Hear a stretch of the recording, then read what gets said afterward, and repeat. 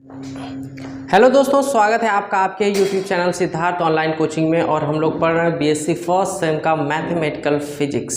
Mathematical physics में जो है वो हम पढ़ रहे थे analytical method of addition of vectors. तो एनालिटिकल मेथड में हम फर्स्ट मेथड पढ़ चुके हैं जिसका नाम था analytical treatment of triangle of vector addition. तो कुल मिला के हम ये समझें कि triangle law of vector addition हम लोग समझ चुके हैं पिछले वीडियो में, और इस वीडियो में हमें पढ़ना है analytical treatment of parallelogram law of vector addition. Parallelogram law of vector addition.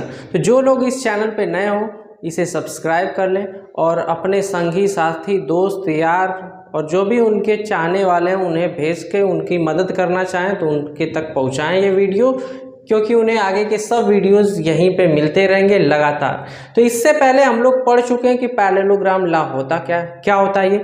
ये लॉ ये कहता है कि अगर दो वेक्टर्स को किसी पैरेललोग्राम की दो एडजेसेंट साइड संलग्न भुजाओं से निरूपित किया जाए परिमाण और दिशा के साथ, तो ये परिमाण और दिशा के साथ दो संलग्न भुजाओं से निरूपित कर दिया जाए, तो जो इस पैरेललोग्राम का जो डायगोनल होगा, विकर्ण होगा, वो रिप्रेजेंट करेगा इसके रिजल्टेंट को। ये बात हम लोग पढ़ भी चुके हैं जब वहाँ पे पढ़ा गया था कि कौन कौन से तरीके से वेक्टर्स का सम कर सकते हैं। तो वहाँ हम लोग लॉस पढ़ चुके हैं, यहाँ किया जा रहा है उनका एनालिटिकल ट्रीटमेंट। अब उसके बाद तो वेक्टर आर की अगर वैल्यू देखें तो किसके द्वारा रिप्रेजेंट की जाएगी, इसके डायगोनल के द्वारा, और ये हो गया आर।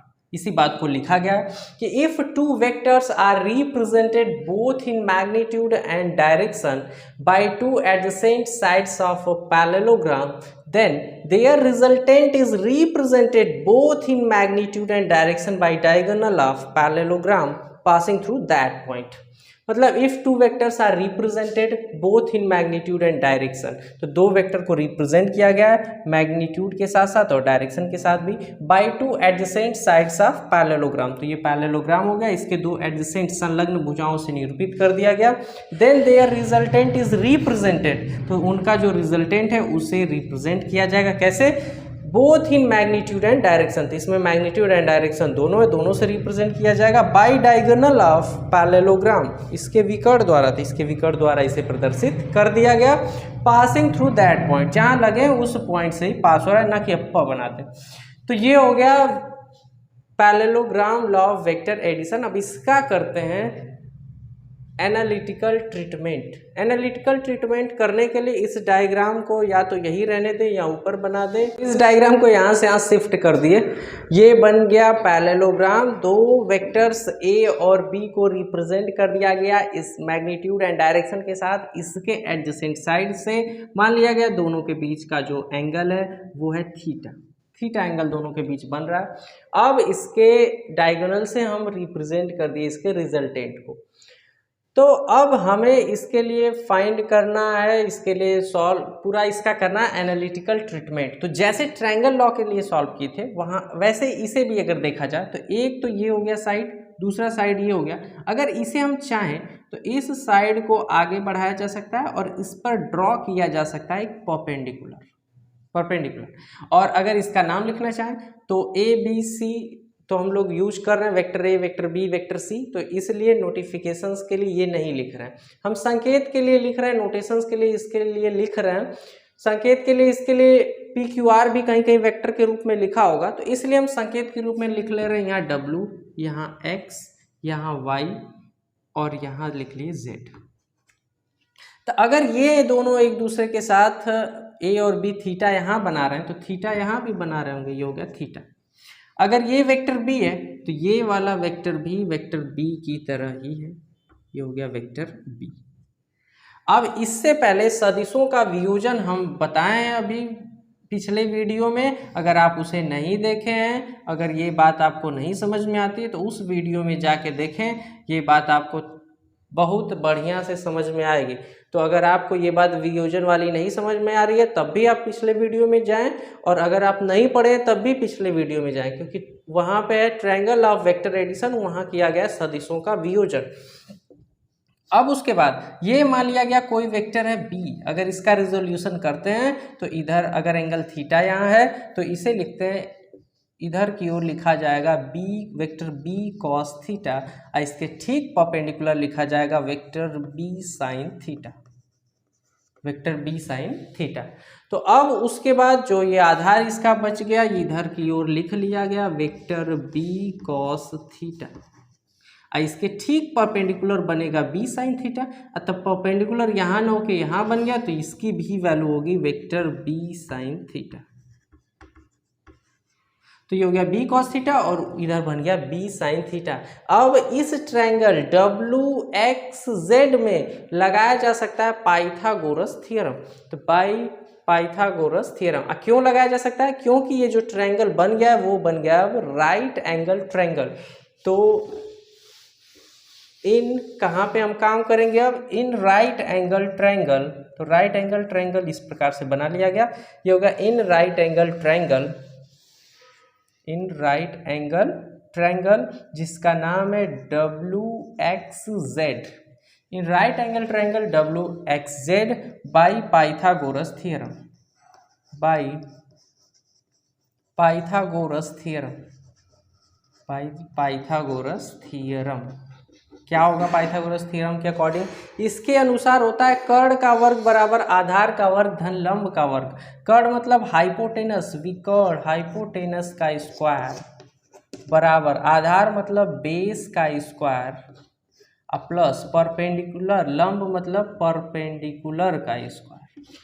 तो हो गया ये कर्ण का वर्ग बराबर आधार का वर्ग धन लंब का वर्ग मतलब हाइपोटेनस का square is equal to base का स्क्वायर प्लस परपेंडिकुलर का स्क्वायर। तो हाइपोटेनस की बात करते हैं तो इस ट्रायंगल में जो हाइपोटेनस है जो कर्ण है उसकी वैल्यू है आर। तो ये हो गया वेक्टर आर का स्क्वायर, वेक्टर आर का square is equal to base का स्क्वायर। और डब्ल्यू एक्स जेड में देखें तो यहाँ से यहाँ तक की पूरी वैल्यू है बेस। तो डब्ल्यू जेड की अगर हमें वैल्यू मिल जाती है डब्ल्यू जेड तो यही काम करेगा बेस का। तो W Z is equal to क्या हो जाएगा? W Y plus Y Z. ये हो गया W Y plus Y Z. W Y की वैल्यू है, डब्ल्यू वाई की वैल्यू है वेक्टर ए। अब प्लस वाई जेड की बात करें तो वाई जेड की वैल्यू है B cos theta, vector B cos theta. तो हमें डब्ल्यू जेड की वैल्यू मिल गई मतलब बेस की वैल्यू मिल गई, बेस की वैल्यू यहाँ प्लेस कर दिए। ये हो गया vector A plus vector B cos theta और बेस का स्क्वायर है तो इसका भी हो गया स्क्वायर प्लस आ गया परपेंडिकुलर का स्क्वायर। परपेंडिकुलर मतलब यहाँ से यहाँ मतलब एक्स जेड, तो एक्स जेड न लिख के इसकी वैल्यू ही लिख ले रहे हैं वेक्टर बी साइन थीटा। ये हो गया वेक्टर बी साइन थीटा, ये हो गया परपेंडिकुलर की वैल्यू। इसका भी करना है स्क्वायर तो कर दिए ये स्क्वायर। अब इसे सॉल्व करें मतलब इसका होल स्क्वायर कर दें और ये किसके होल स्क्वायर पे ब्रेक होगा? ये होगा ए प्लस बी के होल स्क्वायर पे। तो यहाँ हो गया vector R square is equal to यहाँ से ए स्क्वायर तो vector A square plus B square मतलब vector B square cos square theta plus 2ab cos theta. तो 2ab होता है मतलब A square plus B square plus 2ab। तो यहाँ 2ab अब बी की जगह है बी की जगह है बी कॉस थीटा तो ये हो जाएगा 2 vector A vector B cos theta. ये तो ब्रैकेट सॉल्व हो गया। अब आगे प्लस इसका स्क्वायर करें तो vector B square sine square theta. अब अगर देखा जाए तो यहाँ भी बी स्क्वायर है और यहाँ भी बी स्क्वायर। बी स्क्वायर अगर कॉमन लें तो यहाँ से बचेगा कॉस स्क्वायर थीटा और यहाँ से बचेगा sine square theta. Next line लिख रहे हैं vector R square is equal to vector A square plus vector B square. Common हो गया, यहाँ से बचा कॉस स्क्वायर थीटा प्लस यहाँ से बचा साइन स्क्वायर थीटा प्लस ये हो गया 2ab cos theta, 2ab cos theta. अब उसके बाद अगर यहाँ देखें तो कॉस स्क्वायर थीटा है अब प्लस साइन स्क्वायर थीटा है। Cos square theta plus sine square theta is equal to 1। तो यहाँ वैल्यू रख दी गई 1। अब 1 का बी वेक्टर बी स्क्वायर में मल्टीप्लाई हुआ ये वही रह गया। ये हो गया vector R square is equal to vector A square plus vector B square. इसकी वैल्यू 1 हो गई तो प्लस यहाँ से हो गया 2 vector A vector B cos theta. तो ये भी रिजल्टेंट है और रिजल्टेंट की वैल्यू अगर फाइंड करें तो लिखा जा सकता है R is equal to under root में अंडर रूट लिख दें vector A square plus vector B square plus 2 vector A vector B cos theta. ये हो गया रिजल्टेंट की वैल्यू। अब एक चीज़ और फाइंड किया जा सकता है इसके लिए फाइंड किया जा सकता है रिजल्टेंट के लिए डायरेक्शन। तो अगर इसे लिखें कि डायरेक्शन ऑफ रिजल्टेंट क्या होगा, तो यहाँ बात लिख दें कि direction of resultant, direction of R क्या होगा। ये यहाँ से मान लिया गया ये अल्फा एंगल बना रहा है, वहाँ बीटा माने थे, बीटा भी बना सकते हैं या अल्फा ही बना सकते हैं, जो भी रखें। तो यहाँ से अगर लिखें डायरेक्शन फाइंड करना हो तो tan alpha is equal to क्या होगा, tan alpha is equal to या बीटा ही लिखें, आप वहाँ बीटा लिखें तो यहाँ भी बीटा ही लिखिए, तो ये हो गया beta. tan beta is equal to लिखा जाएगा, क्या लिखा जाएगा, tan theta is equal to होता है परपेंडिकुलर अपॉन बेस, तो परपेंडिकुलर की वैल्यू एक्स जेड, तो ये है बी साइन थीटा, ये हो गया B sine theta upon base, base की वैल्यू w से लेके z तक, तो मतलब W Y plus Y Z, W Y की वैल्यू a और वाई जेड की वैल्यू b कॉस थीटा, दोनों को जोड़ दें, ये हो गया vector a plus vector b cos theta. तो रिजल्टेंट और डायरेक्शन हमें मिल गए, और रिजल्टेंट और डायरेक्शन के बाद हमें करना है, इनके लिए फाइंड कर सकते हैं डिफरेंट केसेस कि अगर ये दोनों वेक्टर्स वेक्टर ए और वेक्टर बी 0 डिग्री पे अगर वर्क कर रहे होते तब क्या होता, 180 डिग्री पे वर्क कर रहे होते तब क्या होता, और 90 डिग्री पे वर्क कर रहे होंगे तब क्या होगा। तो देखते हैं केस 1, बात करते हैं केस 1 की। केस 1 लिख लिया गया, case 1, if theta is equal to 0 degree, अगर थीटा की वैल्यू जो है वो है 0 डिग्री तब क्या होगा, तो देखते हैं। तो अगर थीटा की वैल्यू 0 डिग्री रख दिया जाए तो वेक्टर ए इधर की ओर वर्क कर रहा है, और 0 डिग्री पर मतलब वेक्टर बी भी इधर की ओर ही वर्क करेगा, ये हो गया वेक्टर ए और ये हो गया वेक्टर बी। अगर वेक्टर ए की वैल्यू है 8 न्यूटन और वेक्टर बी की वैल्यू है 2 न्यूटन, तो दोनों का रिजल्टेंट हो जाएगा 8 2 10 न्यूटन, क्योंकि एक ही डायरेक्शन में वर्क कर रहे हैं। अब इस एक्सप्रेशन के हिसाब से रिजल्टेंट और डायरेक्शन फाइंड करते हैं, तो डायरेक्शन भी वही होगा, एक उसी के अलॉन्ग होगा। तो देखें अगर, तो रिजल्टेंट की वैल्यू देखें, तो resultant R is equal to है फॉर्मूला अंडर रूट, क्या ये under root vector A square plus vector B square plus 2 vector A vector B cos theta. Theta की जगह हमें यहाँ रखना है 0, तो 0 डिग्री, तो कॉस 0 की वैल्यू होती है 1। नेक्स्ट लाइन लिखा जाए अगर इसे, तो लिख सकते हैं, क्या लिख सकते हैं, vector A square plus vector B square plus 2ab plus 2ab, मतलब 2 वेक्टर ए वेक्टर बी। अब अगर देखें तो ये किसका फॉर्मूला, ये बन रहा है फॉर्मूला a प्लस बी के होल स्क्वायर का, तो a प्लस बी के होल स्क्वायर का फॉर्मूला, तो ये हो जाएगा under root vector a plus vector b का होल स्क्वायर, ये होल स्क्वायर ऊपर है, अंडर रूट कैंसिल आउट हो गए दोनों, बचा यहाँ से vector r is equal to vector a plus vector B, अर्थात दोनों को जोड़ देने पर, जब ये दोनों एक ही डायरेक्शन में वर्क कर रहे हो तो दोनों को जोड़ देने पर हमें रिजल्टेंट मिल जाएगा।